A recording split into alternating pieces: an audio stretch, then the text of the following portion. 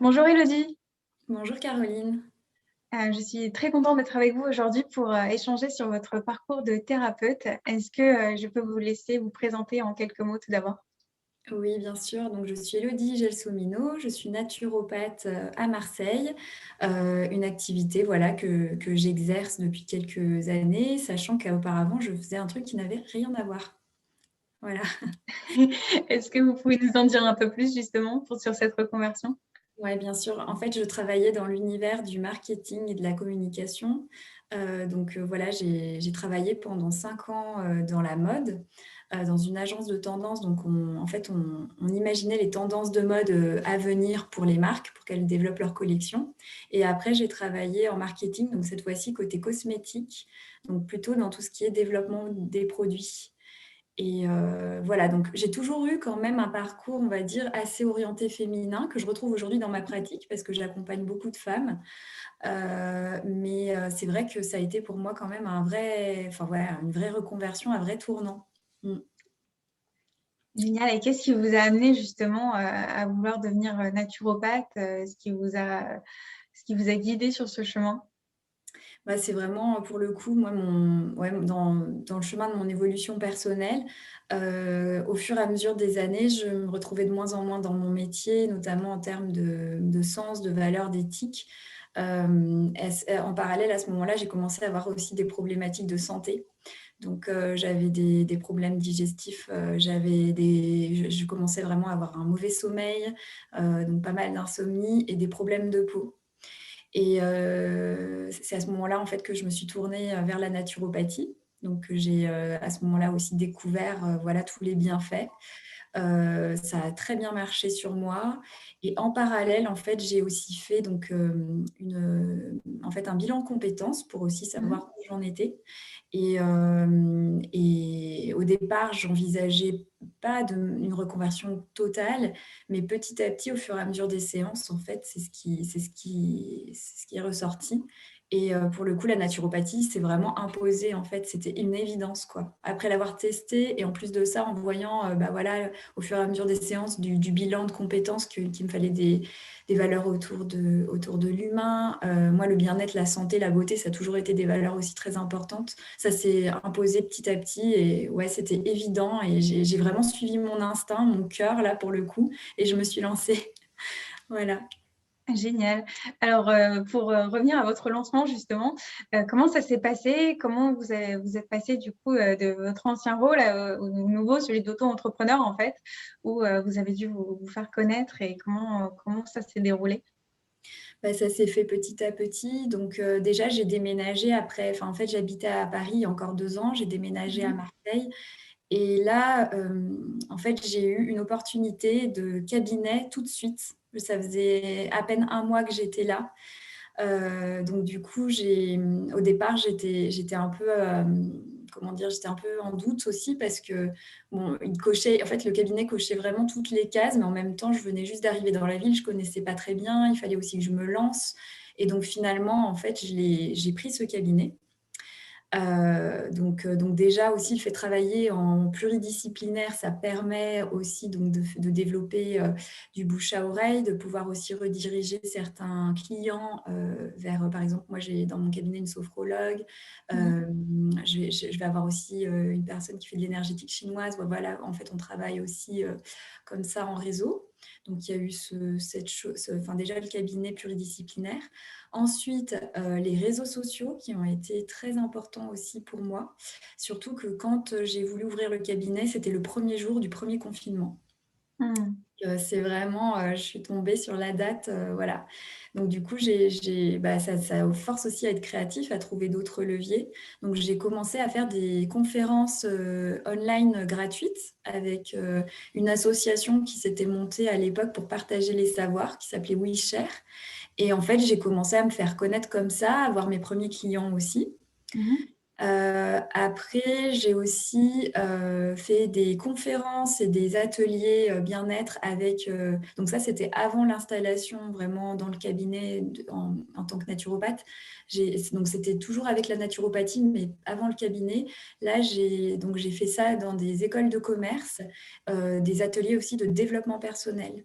Mmh. Voilà et petit à petit, bah, en fait, après bon voilà, le bouche-oreille s'est mis en place, quand on a pu, quand, la le 1er confinement s'est assoupli, j'ai pu aussi commencer un petit peu à me faire connaître dans le quartier auprès des commerçants, des pharmacies et cetera et puis évidemment et c'est ça aussi le gros atout, c'est Médoucine, hein.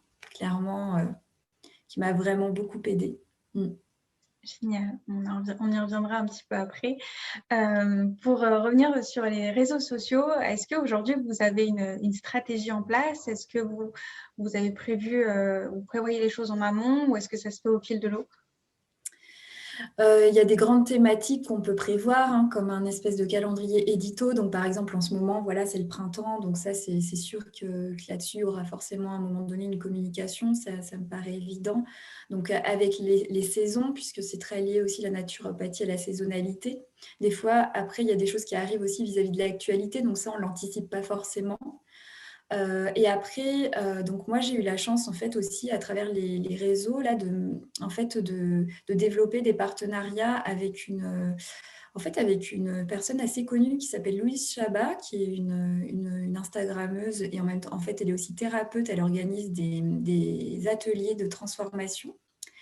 Et je lui avais proposé, en fait, une séance découverte de naturopathie. Je l'ai suivie tout au long de sa grossesse en naturopathie et c'est vrai qu'elle m'a aussi permis, bah, de me faire connaître, sachant qu'aujourd'hui, on envisage même, en fait, de faire des ateliers ensemble. Donc voilà, des fois, en fait, c'est ça qui est pas mal aussi les réseaux sociaux, c'est le contact direct avec, et la découverte, en fait, de personnes avec qui, ça match tout de suite.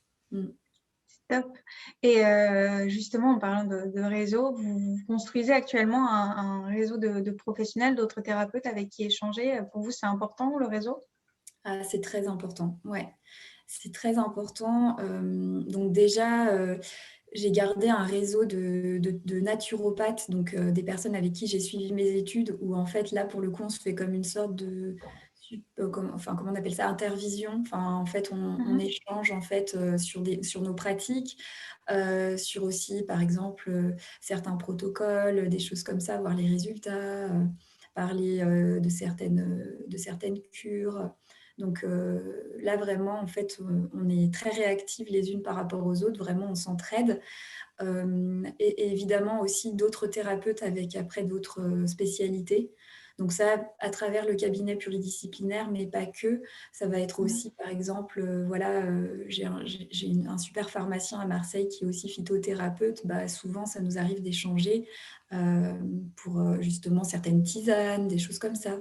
Mais c'est ouais, pour moi, ça c'est indispensable et ça enrichit toutes les pratiques et puis oui, enfin, c'est ouais, c'est pour moi, c'est un must have, hein, enfin, vraiment, c'est très important le réseau. Ouais. Bien noté. Et pour continuer justement à enrichir votre pratique, est-ce que vous continuez à vous former? Oui, oui, oui. Alors c'est vrai on parle souvent donc des formations, bah, en fait, déjà en tant que thérapeute, je pense que souvent on a Mmh. envie de se former, d'approfondir nos connaissances, d'aller plus loin sur, une spécialité, notamment en naturopathie, comme il y a plein de techniques différentes. Des fois, on a envie de creuser, une technique. Après, c'est vrai que les formations, je pense que ça va être tout au long ouais, de notre vie professionnelle. Mais après, je les sélectionne quand même bien parce que je pourrais avoir tendance des fois à l'éparpillement. Donc du coup, Mmh. aussi vraiment de faire les formations pour lesquelles on sent vraiment qu'on vibre, qui vont vraiment aussi apporter, quelque chose en plus. Donc là, par exemple, je vais aller faire une formation au mois de juin avec, Danielle Flomenbaum. Je ne sais pas si vous connaissez? C'est en fait, c'est une gynécologue, qui est aussi psychothérapeute et Mmh. qui travaille vraiment sur, la sexualité, le transgénérationnel, la femme et comme j'ai une activité, principalement maintenant j'accompagne vraiment beaucoup de femmes, ça me paraissait essentiel d'aller aussi creuser davantage en fait tout ce qui allait être, le côté plus, psy en fait autour de des problématiques, gynéco.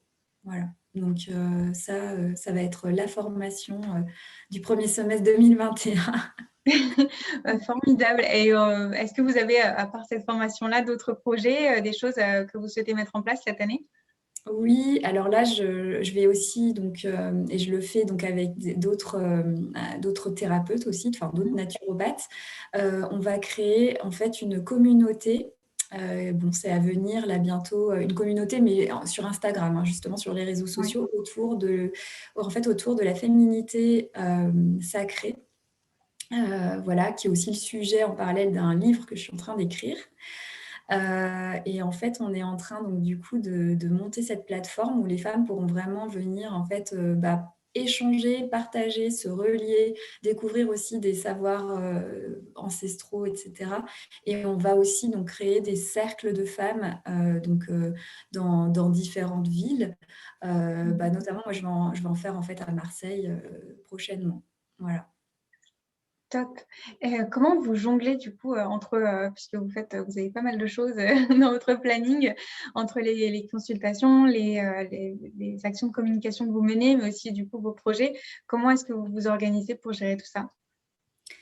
Alors, pour le coup, moi, je suis pas à 100 au cabinet enfin, voilà, j'ai quelques jours par semaine. J'ai 2 jours par semaine au cabinet, le lundi et le vendredi et après, voilà, dans la semaine, le mardi, mercredi, jeudi, ça va plutôt être dédié à ce moment-là à la communication, Mmh. au projet, bon, quelques consultations aussi online de temps en temps. Mais c'est vrai que, voilà, il faut arriver à passer de l'un à l'autre.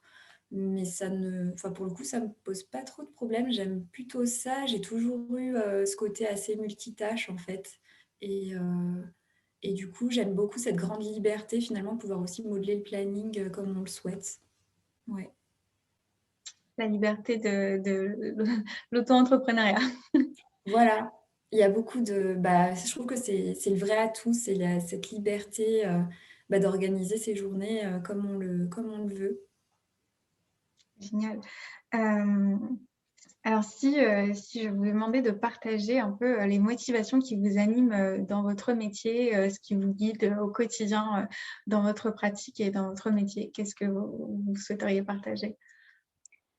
Déjà, moi ce que j'aime en fait, c'est partager, c'est permettre aux personnes vraiment de se sentir, autonomes, de redécouvrir aussi la puissance de leur corps. Parce que souvent, en fait, on le sous-estime ce corps alors qu'il nous envoie plein de signaux et si on comprend plus, si on informe, si on sait comment on fonctionne, il y a plein de choses qui peuvent vraiment se rééquilibrer.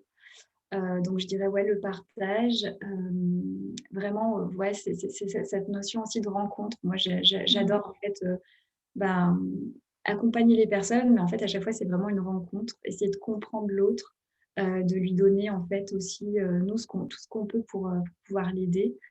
La liberté, ce que je vous Mmh. disais tout à l'heure, hein, vraiment aussi la liberté de ouais, de faire ce qu'on veut, de le faire à notre image.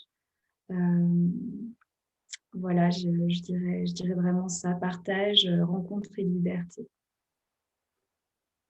Des Mmh. belles motivations. Vous avez rejoint maintenant, vous allez bientôt fêter vos 1 an chez Médocine. Est-ce que vous pouvez nous raconter un peu votre expérience, avec le réseau? Ouais, alors Médoucine, donc j'ai souscrit, ouais, ça fait déjà 1 an, ça passe très vite.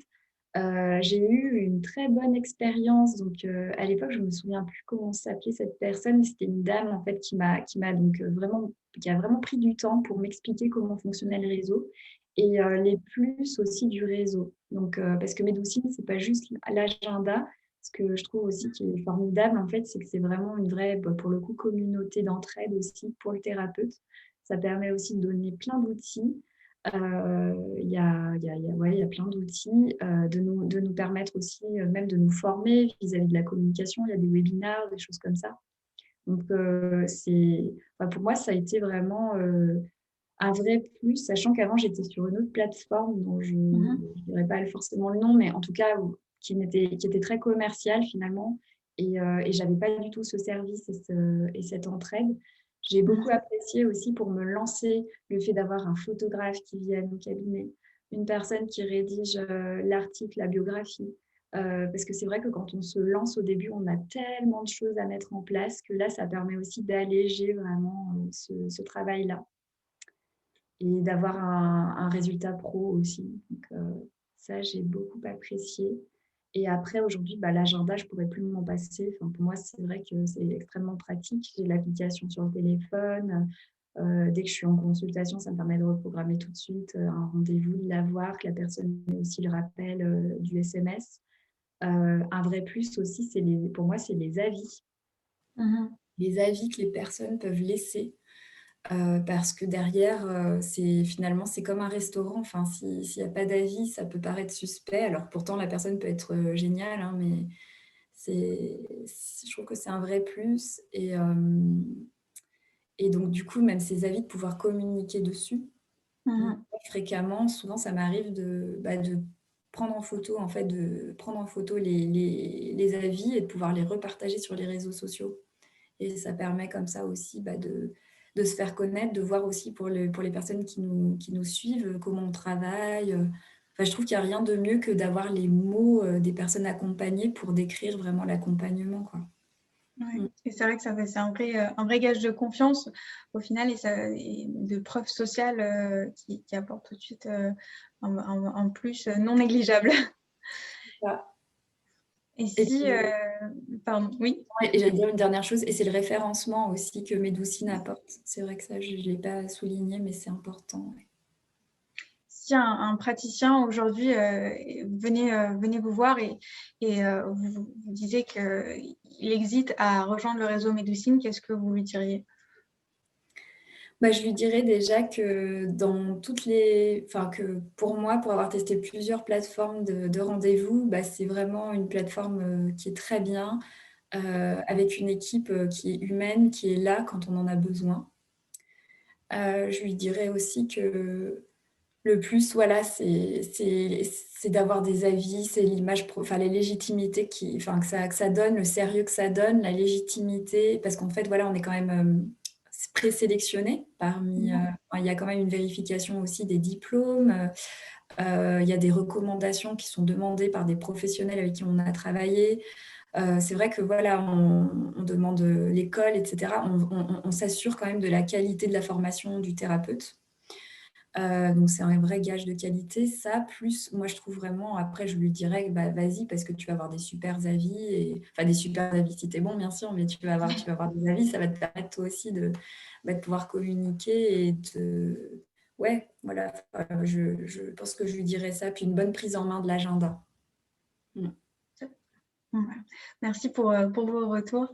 Si vous aviez d'autres des conseils à apporter à un praticien donc, qui se lance ou qui souhaite tout simplement développer son activité, est-ce que vous auriez des conseils à apporter, par exemple, sur les réseaux sociaux ou quoi que ce soit d'autre Moi, je lui dirais de le faire, vraiment, à son image, de ne pas se mettre la pression et de le faire s'il en a envie et avec, enfin, en fait, quelque chose qui lui ressemble. Parce que c'est vrai que les réseaux sociaux, des fois, on peut vite, tomber dans ne pas se sentir à l'aise, ne pas vouloir mettre sa Mmh. photo, des choses comme ça. Il faut vraiment, je pense, y aller, à son rythme, enfin voilà, quand on sent que l'énergie, elle est là et que c'est le moment de faire cette publication, si on a enfin, il faut le faire avec de l'envie.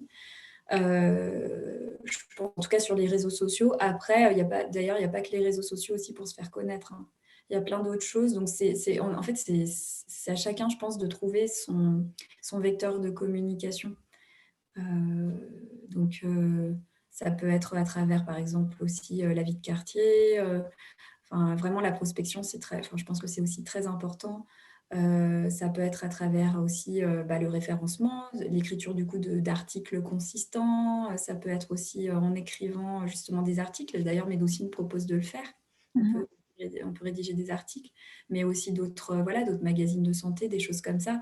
En fait, il faut vraiment, je pense, pour réussir, je pense qu'il faut être aligné avec ce qu'on est et pour le coup, du coup, trouver quelque chose qui nous ressemble. Donc vraiment essayer ouais, d'y mettre son cœur et voilà. Après, si l'image, par exemple, c'est quelque chose où vous n'êtes pas bon dedans, où vous avez du mal, de la peine aussi, ne pas hésiter à se faire aider, épauler, coacher. Mmh. Enfin, je pense que ça aussi, c'est important. Parce que des fois, on a tendance à tout vouloir tout faire. Et en fait, on perd beaucoup d'énergie sur des choses peut-être qu'on n'aime pas. Donc, parfois aussi, si vous avez la chance dans votre entourage d'avoir des personnes qui peuvent vous le faire à petit prix, par exemple, ou même avoir recours à des professionnels si vous le pouvez au niveau financier, moi, je vous le conseille. En tout cas, au départ, pour démarrer et pour vous mettre un bon coup d'accélérateur. Mhm. Et pour Ça, pas se décourager, je pense aussi, parce que ouais. bien s'entourer pour avoir un tremplin, surtout au début, c'est vrai que c'est important. Ouais, voilà. Pour conclure, est-ce que vous auriez une dernière chose que vous souhaiteriez partager, peut-être une leçon apprise de votre parcours ou une citation inspirante ou un petit mot à dire à destination des praticiens? Moi, je dirais ne pas douter de sa valeur. Parce que c'est vrai que c'est pas évident des fois en tant que thérapeute d'afficher déjà un prix, surtout au Mm. début quand on démarre.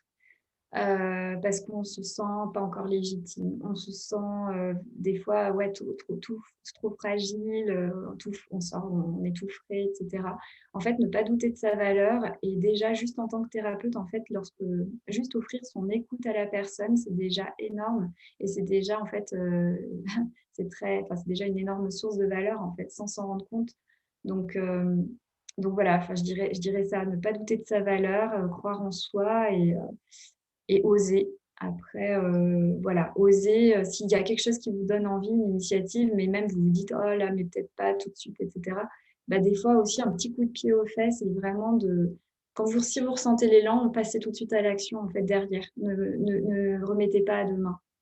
En fait, vraiment, allez-y, si vous sentez que c'est le moment, allez-y. Parce que moi, j'ai eu tendance des fois à me dire: «Non, mais j'ai le temps, et en fait, voilà, des fois, on peut perdre des opportunités et c'est quelque chose que j'aurais pu faire sur le moment que j'ai peut-être la procrastination, quoi.